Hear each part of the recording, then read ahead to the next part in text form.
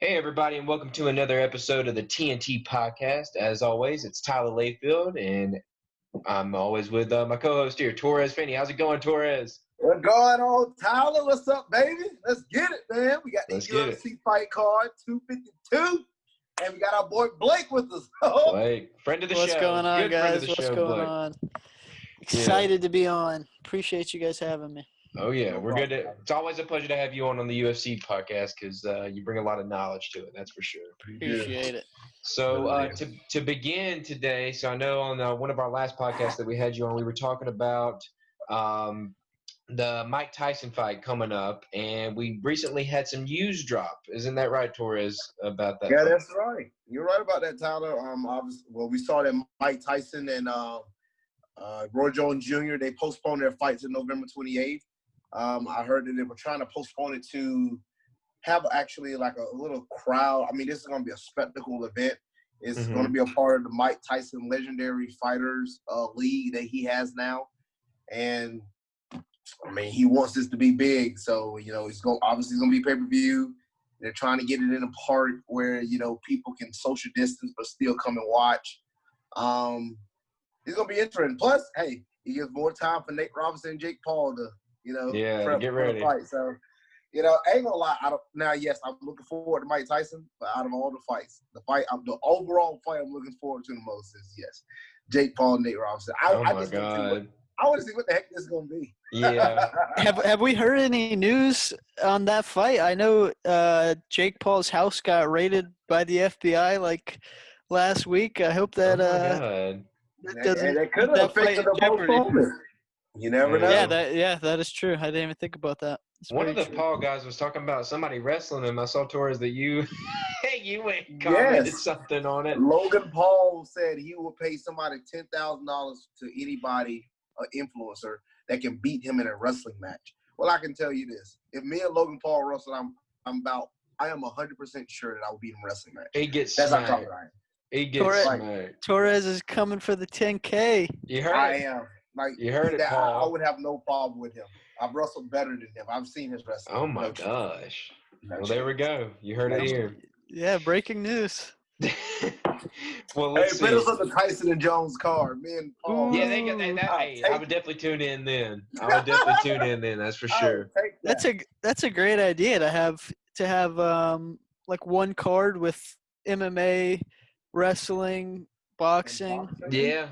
That's an interesting idea. That is. That would be good. For real. I didn't think about that. So let's see. So what brings us here today, we got some big stuff coming this weekend, right, fellas? We got UFC 252. We got Cormier Miocic, the main event, the third fight, right? The third and final fight to really who's going to claim it all. But we got to build up to that first. So we're going to go ahead. We're going to make our picks for the main card here. And we had some switching up here. So there was previously going to be another fight, but Herbert Burns and Daniel Pineda have stepped up. Their fight has been moved into the main card. Thank you, Blake, for letting me know about it. Appreciate it. But yeah, we got these two. So who wants to start us off here, though, just regarding Herbert Burns and Daniel Pineda's fight here? Blake, you want to kick it off? Yeah, I'm good. I'll take it. So when I saw this about 2 hours ago, the news just broke. I was obviously bummed that we were going to have a fight taken off the card. But I initially, when you looking over the card, I thought that this one was one that kind of deserved to be on the main card, especially with Herbert Burns, being on it, the brother of hopefully maybe soon title challenger Gilbert, because Herbert has been putting on some shows just like his brother. His last two fights have been both first-round finishes. His last four fights have been first-round finishes. Oh. And one before that was a second-round finish. So this one versus Daniel Pineda, I really think that Herbert is going to continue his momentum. He's 2 fights ago. He was fighting Nate Landwehr, and everyone was super high on this Nate train. It was one of his first fights, and Nate was talking this super big game. He's going to put him away, all this stuff, and he comes out. Burns does, and he's known as the submission guy, and knocks him out with knees. So he's Sheesh. super well-rounded, super violent dude. He comes at you, as you can tell. I mean, he has all these first-round finishes. So for this one, I'm definitely thinking Burns is going to get it done, and it'll be interesting because other than the Diaz brothers, it's hard to find not only two brothers that are in the UFC at the same time, but that are both top talents, great prospects. So I look to see Burns continue to build that momentum.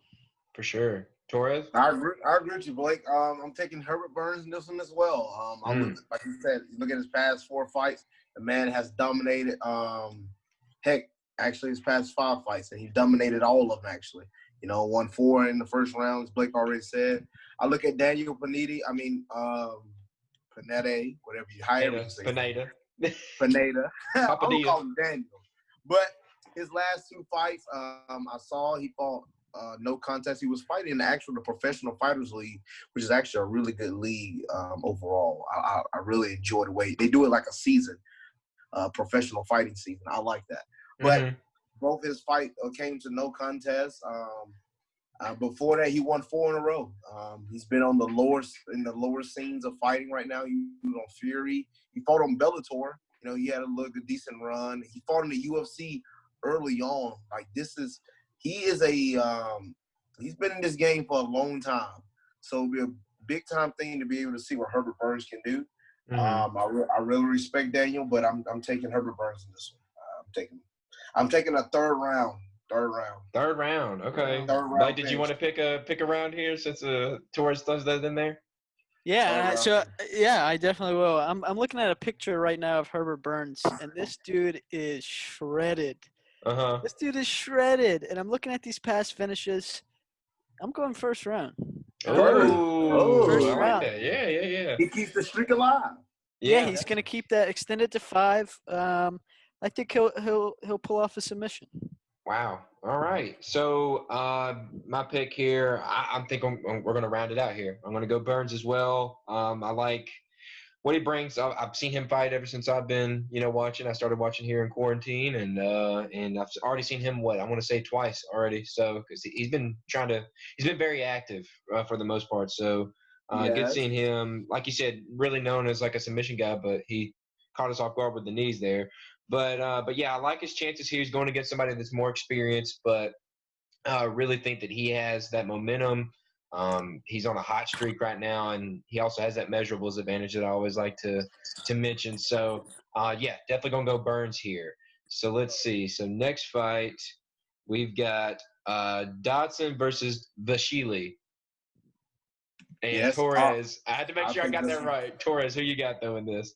Well, I can barely say the brother's name, but Merab Davashili. There you go. Close enough. I did pretty well. At least the next few guys. Look, he won his last 4 fights. He's an upcomer guy. He's looking good starting off. He was in the Ring of Combat, I've seen, and he wins a lot of his fights by decision. He's a guy that can go the distance. But John Dodson, a lot of us knows about him.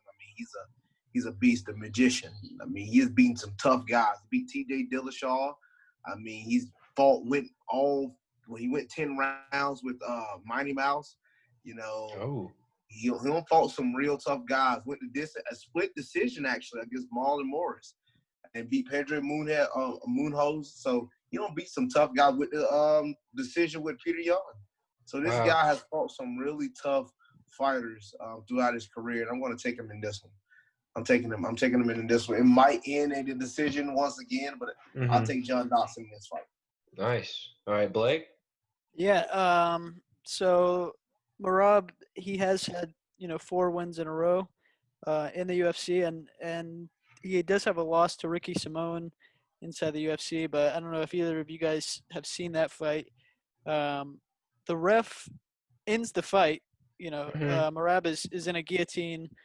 The ref ends the fight, and post-fight, they decide that Merab was unconscious. Because after they've stopped the fight and all this, Merab would have won by decision.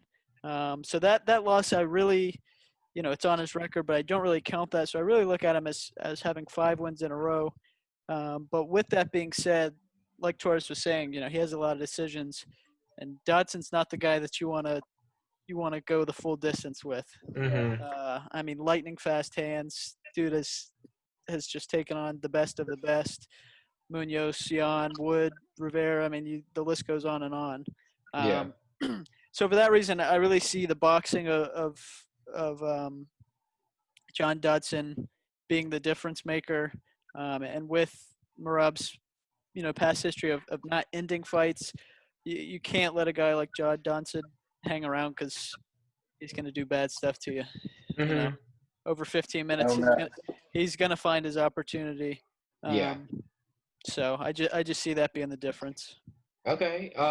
So I got a little mixture of both of you guys here. So I was looking at both fighters, and you guys got it, spot on. The people that Dodson has fought, very high names, very big names in the UFC world.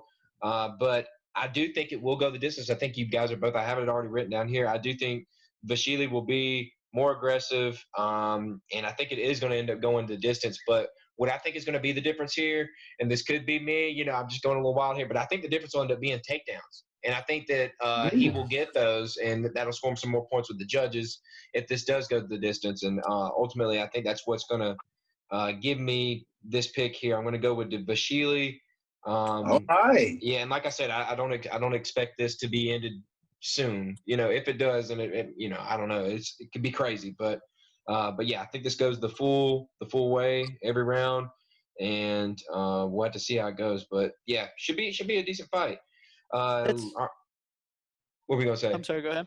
You got it. No, I'm saying that's definitely a possibility. I know Vasily trains in New York with Ray Longo and Matt Serra, jiu-jitsu, ground game. Jiu-jitsu king. He looks like he goes for takedowns a lot. So from what I saw, I mean there's some crazy dudes that train up there.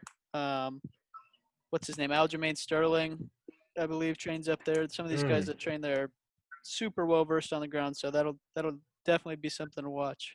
Yes. So these three fights are the three I'm pretty excited for the most. I think that I don't know if you guys are feeling the same way, but I've seen these guys.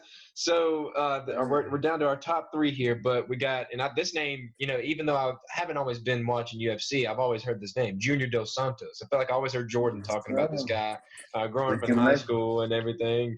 And then here recently, Jairzinho Rozenstruik. I've heard about him a good bit. I mean, when I think about him, I think of kind of the Francis Ngannou kind of mold, if you will. I mean, you guys can feel free to of course you can't be him, but like he's kind of in that same mold, I feel like. But feel free to correct me. But yeah, we got those two here. Blake, who do you got? So this one's interesting. I'll spoil my pick right away. I'm gonna go with Junior Dos Santos unequivocally. This will be my lock of the night. Oh, okay. And here's why.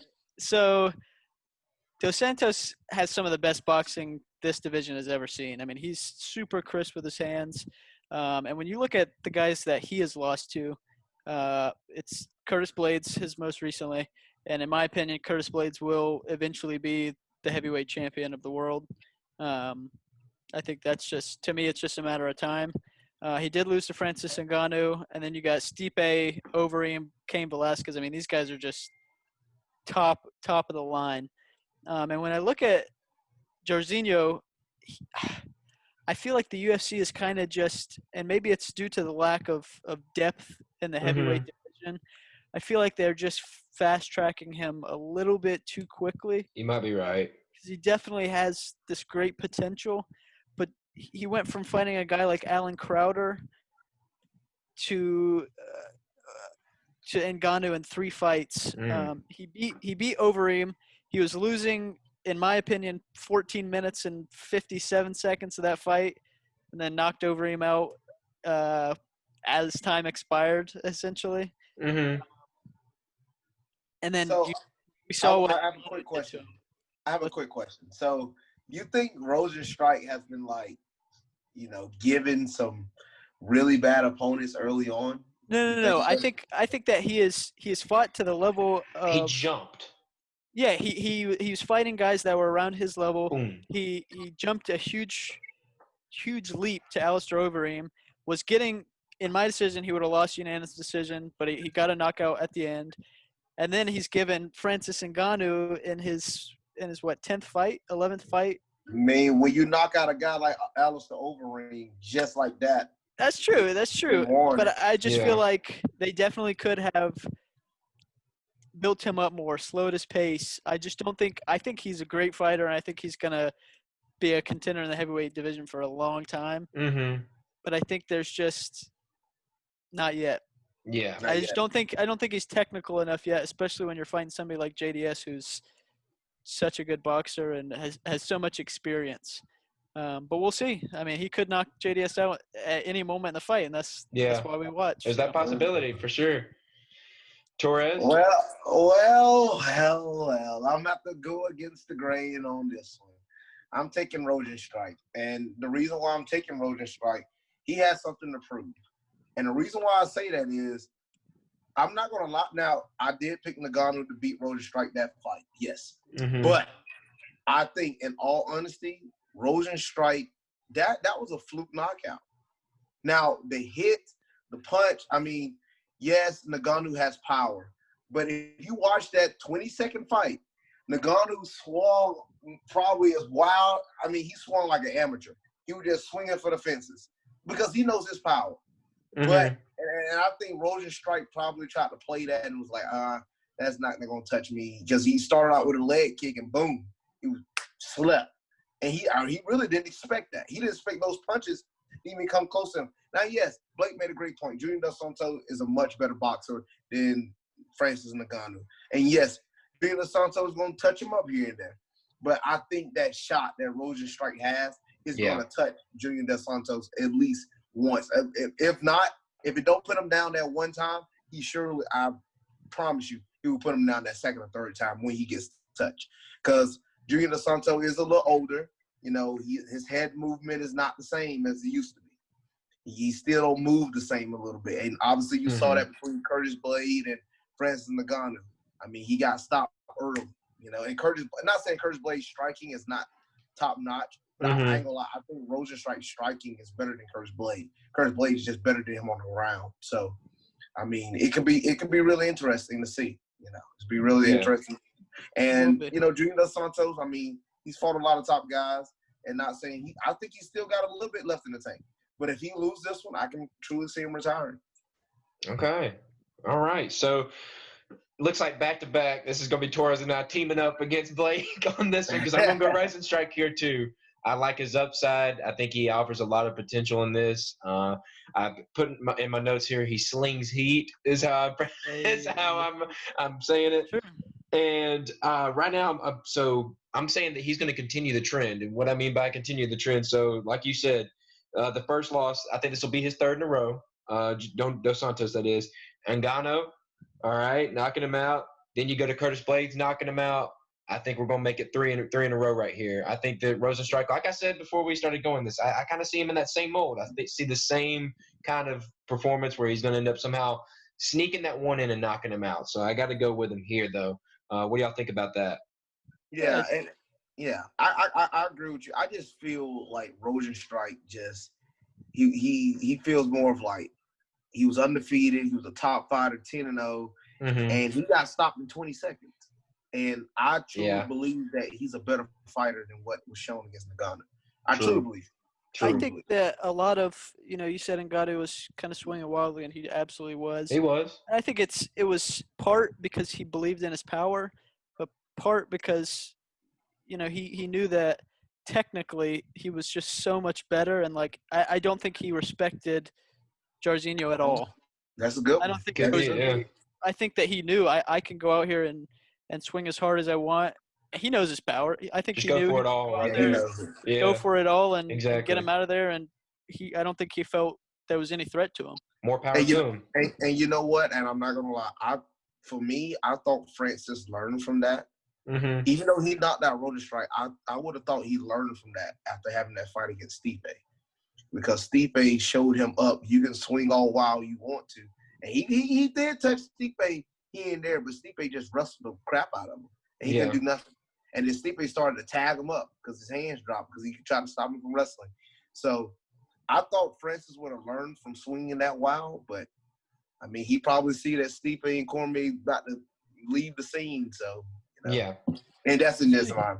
So, all right. So, next fight here. Sean O'Malley versus Marlon Vera. Torrez, lead us off. All right. Well, Sugar Sean O'Malley, Snoop Dogg's favorite. I will say this. I am excited to watch this guy, man.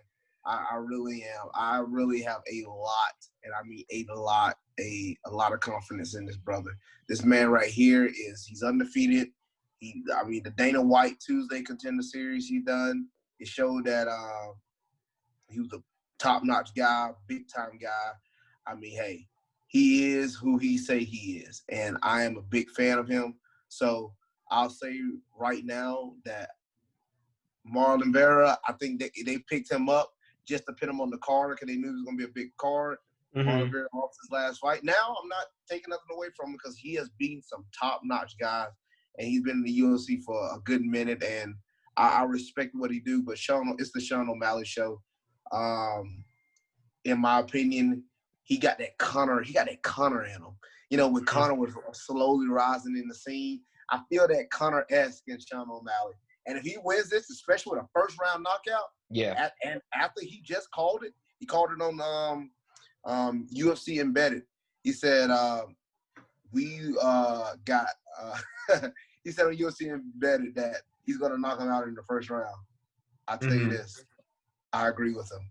First round knockout, Sean O'Malley. Is that your lock of the night? Is that your lock? That's my lock. Okay. All right. Blake?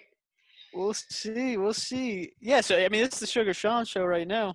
It is, I mean, he's, there's very few people. I guess Adesanya's had a rise kind of like him. I try to think about, like what would happen if he didn't get suspended for that time. He would be huge at this point. He's already pretty big. I mean, the dude was born in freaking 1994, and he's a big name. But I think Chito Vera is going to be a big test for him. We're going to see how real he is. Vera's a great fighter. When you look at O'Malley's previous, opponents, Eddie Wineland was his most recent fight, and he knocked him out in spectacular fashion. Yes, that's definitely the best opponent he's faced, and there's not many people talking about Eddie Wineland. I'm gonna roll with Sugar, but it was close. I'll say that. Mm-hmm. He's a great fighter. Yeah, and I think this will really prove if Sugar's for real. If he can win this in Torrez's predicted amazing fashion, then I think it's time to start giving him some ranked opponents, start pushing the envelope a little bit more. But Saturday will tell.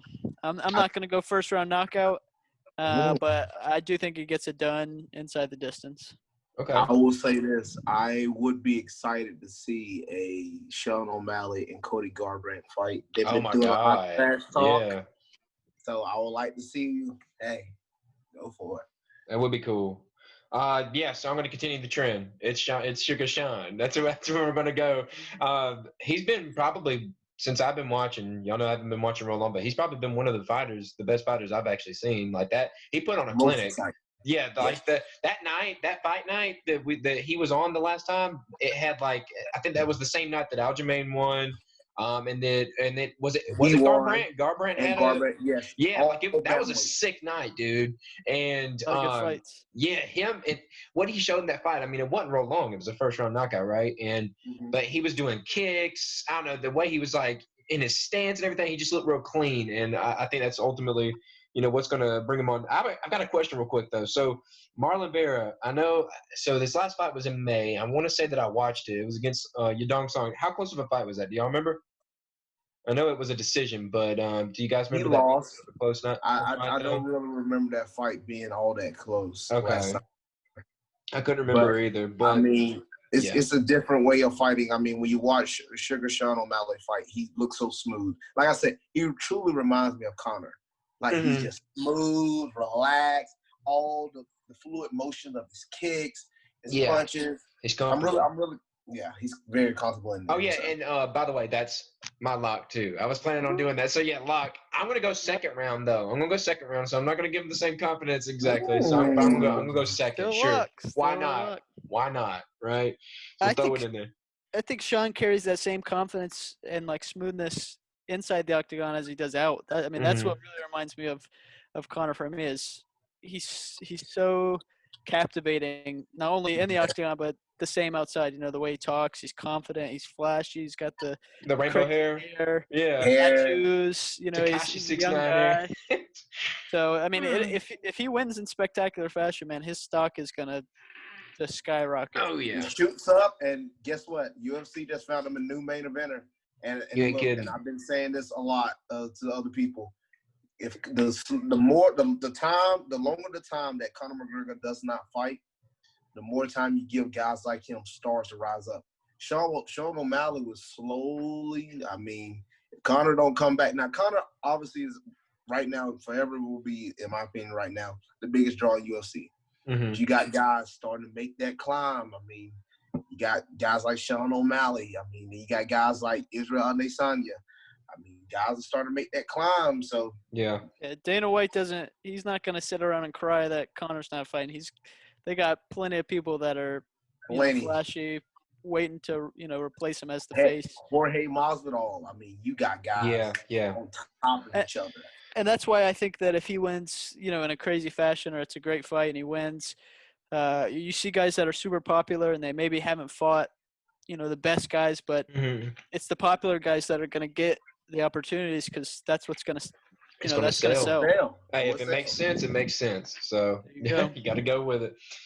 So here, main event, big dogs. Here we go. Woo! Stipe Miocic, Daniel Cormier, part 3. Blake, lead me off here. What do you got? Here we go. Man, this fight is so bittersweet, man. And by the way, I'm still kind of leaning back and forth on this, so I'm going to give you guys a chance to maybe sway me a little here. So we're going to hear what you guys have to say, but go ahead. Okay. Yeah, I mean, this fight, like I was saying, it's so bittersweet because, in my opinion, you got DC, who is, to me, top 3 greatest fighters of all time. DC is so intelligent inside the octagon, such a great guy. It's going to be a real shame if this is his last fight, which, obviously he said that it is. Yeah. We'll see about that. But, man, the trilogy fight, DC obviously won the first fight by knockout. Stipe outlasted DC in the second fight and eventually got the finish. The body shots he was hitting him with were absolutely ridiculous. I think DC just gassed himself out in that fight. He tried to stand and bang and kind of be something that he wasn't. And I was listening to him talk to Ben Askren earlier this week, and Ben Askren said, you can take him down anytime you want, right?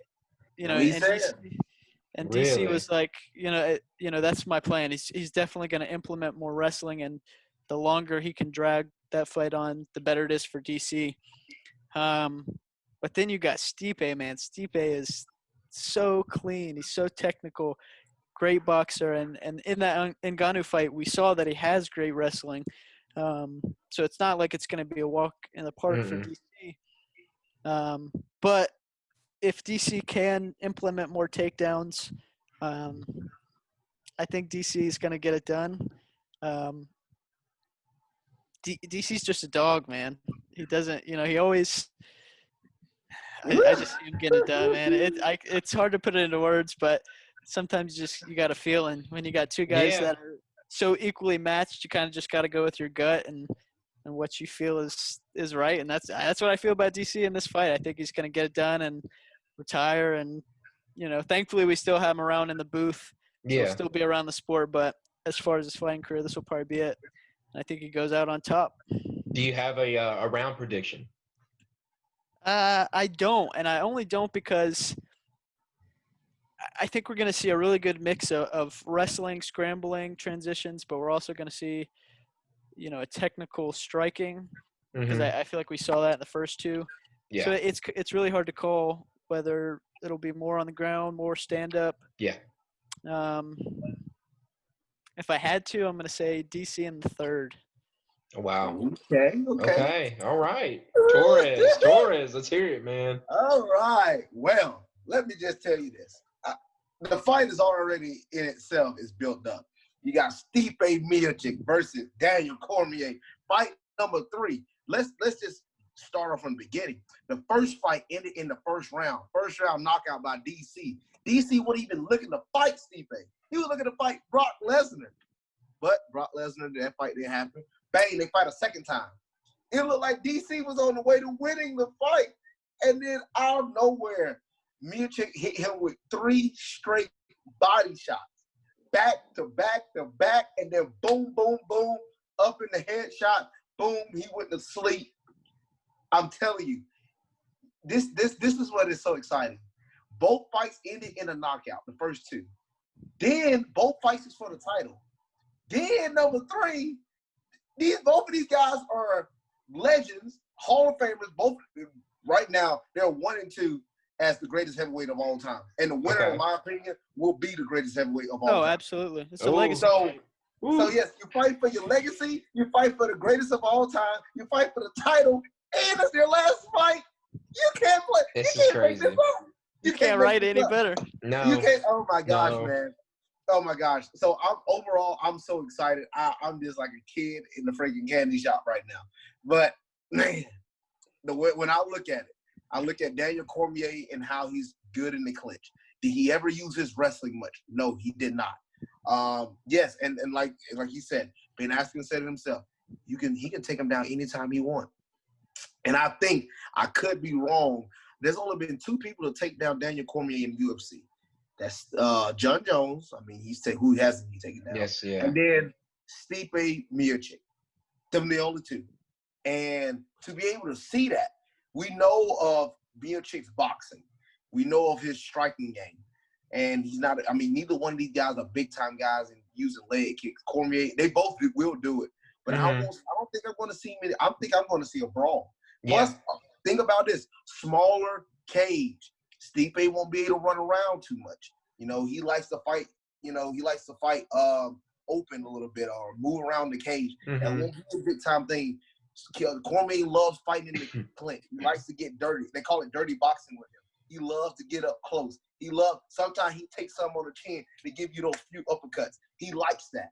So, man, I think the adjustment Cormier is going to make, he fights with a little open with his hands open, but he's really quick with that jab. His 1-2s are really quick, really fast.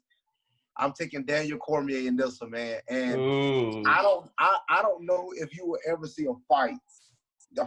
3 of these guys fight 3 times, and every single one of them in a knockout. I don't even know if any fights have done that. I mean, I know of the great Maynard and the Frankie Edgar's fight, but those fights, I mean, one of them ended in a decision, but it ended in a draw, you know, and the other one ended in a knockout with Egner, but when Egner knocked out Maynard, but you know, I'm so excited for this, man. I don't even care about the backstory of who these guys have fought because we know they're fighting the best. They've all beaten the best. I'm just thinking about these 2. I'm taking Daniel Cormier.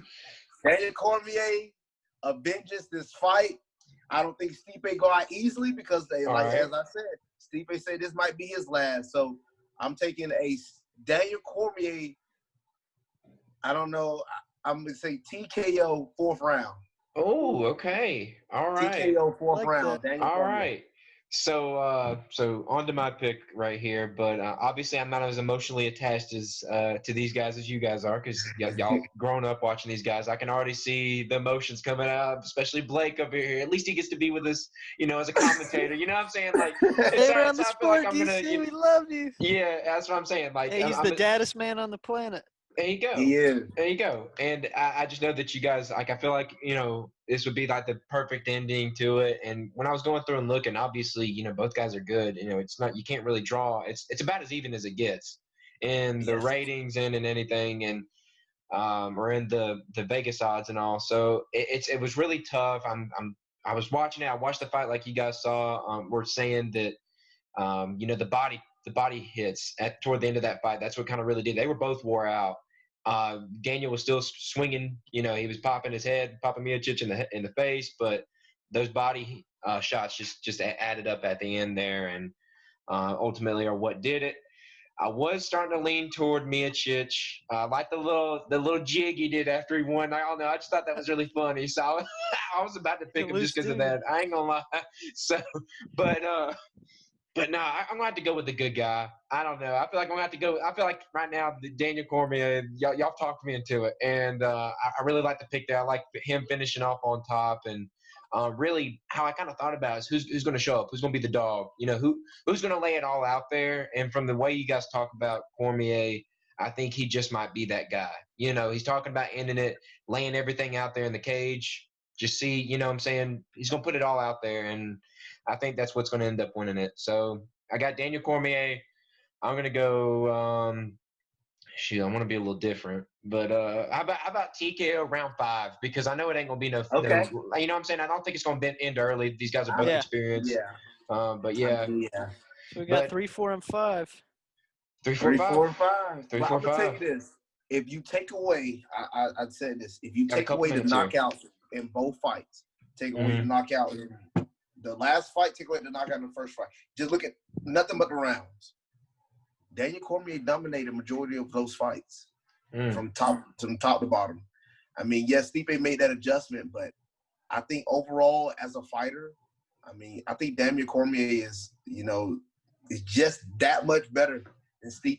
Yeah. And there will be always a question. Imagine if Cormier would have fought in heavyweight from the beginning. Yes, he's a great light heavyweight, really good. 205, really great. Obviously, the only thing that was in his way was John Jones. But he beat everybody else. But, I think him beating Stipe and him beating Stipe a second time, even though that would be his only second fight, it's only his third fight ever in heavyweight, I think that can solidify him as being the greatest heavyweight. Because I think he would have beaten everybody else. I think he beats anybody else. Yeah. I think he beats Overeem. I think he beats Ngannou. I really don't. The only person that probably would have gave him a time while he was at 205 was Junior Dos Santos. And, but I just see he just dominated in the way that Stipe dominated, Dos Santos that second time in that fight. We knocked him out in the first round. Yeah. I don't know. It would have been interesting to see Cormier in his early years at heavyweight, but I got my boy Cormier going out on top, man. Any last thoughts for you, Blake, here, real quick? We'll find out Saturday. All right. Looking forward to it. It's going to be fun, guys. It was a pleasure getting you guys to – Blake, thank you for stepping in today, man. It was great having you on. Love it. Like I said, it's a pleasure getting you on because you offer a lot whenever we get you on here for these UFC fights, that's for sure. So appreciate it. Yes, but anything from you, Torrez? Any last thoughts here too? No, sir. I'm excited. Y'all watch Saturday. All right. Yes, do yourselves a favor. Do us a favor. Subscribe to us. Spotify, Apple Podcasts, Google Podcasts. We're out there on more formats now. So give it a listen. Share it with your friends. And see you next time.